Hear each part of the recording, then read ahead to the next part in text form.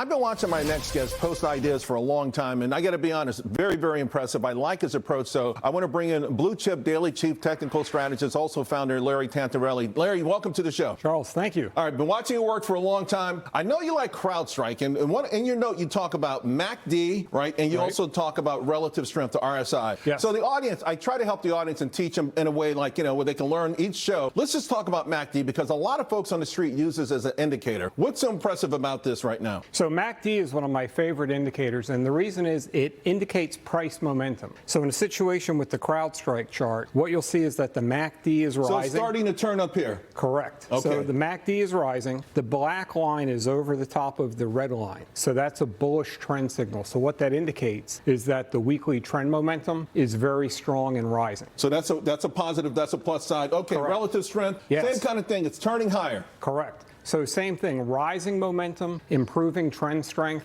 That's also another bullish weekly trend signal. So we've got two key bullish trend signals there. How much above the RSI do you get before it's overbought? Here we kind of saw it got really high, and then not long after that, it pulled back a little bit. So technically, over 70 is considered technically overbought. Right. But I actually like to see an overbought daily RSI because what that indicates is increased strength. So if you see the situation here, it went to overbought. CrowdStrike on the chart was about 250 or so. Right. Then it ran up So to if about you would have 400. sold here, you left all that on the table. Absolutely. And real quick, we're breaking out here to new highs. That doesn't hurt either. I love that. This is the CrowdStrike chart is one of my favorite chart formations because what it did, it just broke out over the July highs. That move over 400 is a very bullish trend signal. All right, you posted this. We just talked to Lance about Palantir. Sure.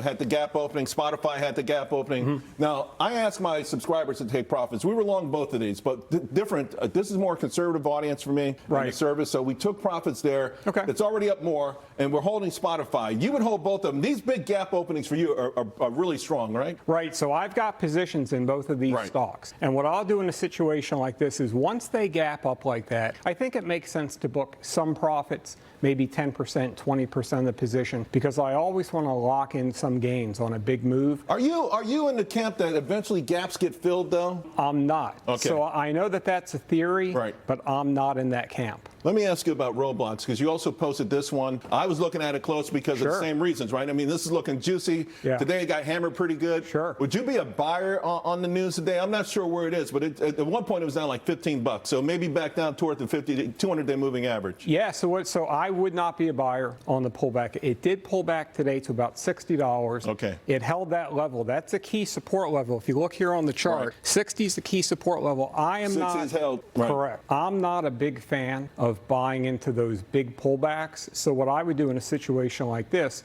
is maybe wait a few days, see if it stabilizes over $60, and then maybe consider a smaller position. Start to nibble. Maybe nibble if it stays over 60. Let's talk about your buy list here.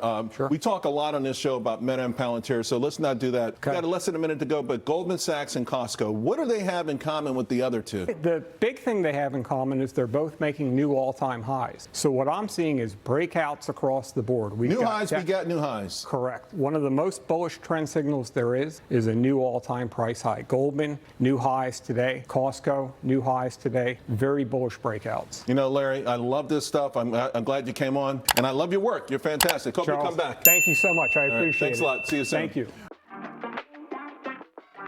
Welcome to Blue Chip Daily, one of the industry's premier sources for high-level daily technical and trend analysis.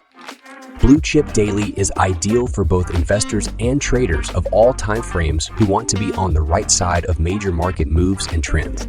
We focus on over 750 large cap stocks, all major stock indices, over 70 exchange-traded funds, bonds, oil, gold, and Bitcoin. Sign up now for Blue Chip Daily, and you will get access to real-time portfolio alerts, premium Twitter page with intraday alerts and commentary, the chart of the day with best idea, daily video and report, and much more. Claim 30-day trial at www.bluechipdaily.com. Subscribe to the Blue Chip Daily YouTube channel for more technical and trend analysis videos and other content.